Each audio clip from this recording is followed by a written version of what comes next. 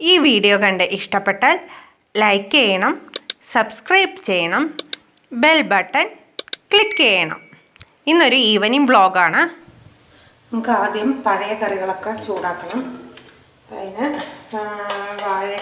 വാഴപ്പൂ ഉപ്പേരി ഉണ്ട് കേട്ടോ.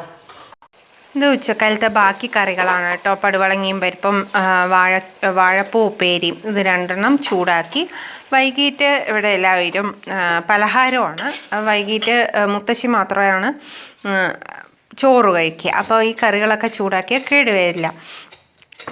വൈകിട്ട് ഇന്ന് പലഹാരം പുട്ടും കടലയുമാണ്. കടലേൻ്റെ കൂടെ കടല ഞാനൊരു 10 മണിയാകുമ്പോൾ രാവിലെ ഒരു 10 മണിയാകുമ്പോൾ ഞാൻ വെള്ളത്തിൽ കുതിരാനായി വെച്ചിട്ടുണ്ട്. കടലയുടെ കൂടെ ഉരുളക്കിഴങ്ങും കൂടി വേവിക്കാനായിട്ട് വെക്കാം. അതിനായി കടലക്കറി വെക്കാനായി കുക്കറിൽ കടലയും ഉരുളക്കിഴങ്ങും കൂടി ഇട്ടു. അതിൻ്റെ കൂടെ പൊടികൾ ചേർക്കാം. മഞ്ഞൾപ്പൊടി, മുളക് പൊടി, മല്ലിപ്പൊടി, കുറച്ച് ഗരം മസാല പൊടി ഇട്ടോ. ഇതും കൂടി നല്ലോണം ഇളക്കി നമുക്ക് വേവിക്കാനായിട്ട് വെക്കാം. വെന്ത് വരുമ്പോഴേക്കും നമുക്ക് ആ സമയം പുട്ടിനുള്ള അരിപ്പൊടി നമുക്ക് കുഴച്ചെടുക്കാം. നല്ലോണം ഉപ്പും വെള്ളവും ഒക്കെ ചേർത്തിട്ടാണ് ഞാനിവിടെ കുഴച്ചെടുക്കുന്നത് കേട്ടോ. നല്ലോണം നമ്മൾ അങ്ങനെ ഒരു ഉണ്ടയാക്കി വരണം, ഉണ്ടയാവണം. ആ ഒരു പരുവത്തിൽ വേണം നമുക്ക് അത് കുഴച്ചെടുക്കാൻ. അത് കഴിഞ്ഞ ശേഷം തേങ്ങ ചിരകി പുട്ട്. ഇവിടെ എല്ലാവർക്കും പുട്ട് ഭയങ്കര ഇഷ്ടമാണ് കേട്ടോ. അപ്പോൾ ഞങ്ങൾ ഇവിടെ പലതരത്തിലുള്ള പുട്ടുകൾ ഉണ്ടാക്കും. അരിപ്പുട്ട്, ഗോതമ്പ് പുട്ട്, അതുപോലെ തന്നെ മറ്റേ ഈ റാഗിപ്പുട്ട്, ചോളപ്പുട്ട്, ഇതൊക്കെ ഉണ്ടാക്കും കേട്ടോ.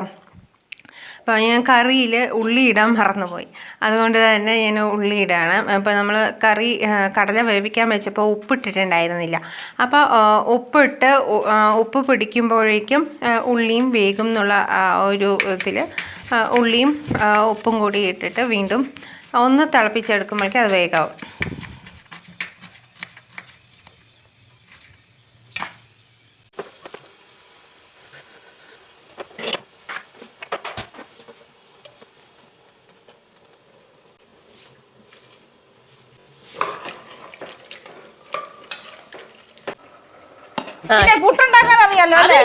കോലിട്ട് കുത്തി പുറകിൽ തള്ളിയിട്ടാ പോരെ? എന്താണ് കോലിട്ടിട്ട് കുത്തി പുറകിന്ന് തള്ളിവിട്ടാ പോരെ? ആരെ? ഇനി കടലക്കറിയിലേക്ക് തേങ്ങ ചേർക്കാം കേട്ടോ. തേങ്ങയും കുറച്ച് പെരിഞ്ജീരകവും ചേർത്ത് അരച്ചതാണ്. കറിയുള്ള പണികളൊക്കെ കഴിഞ്ഞതിന് ശേഷം ചെടികൾക്ക് നമുക്ക് വെള്ളം ഒഴിക്കാം. അവിടെ ഒരു കറിവേപ്പില ചെടിയും ഒരു മുളക് ചെടിയും ഉണ്ട് കേട്ടോ. അവിടുത്തെ മുളക് ചെടി 2 വർഷമായിട്ട് നമുക്ക് മുളക് തരുന്നുണ്ട്.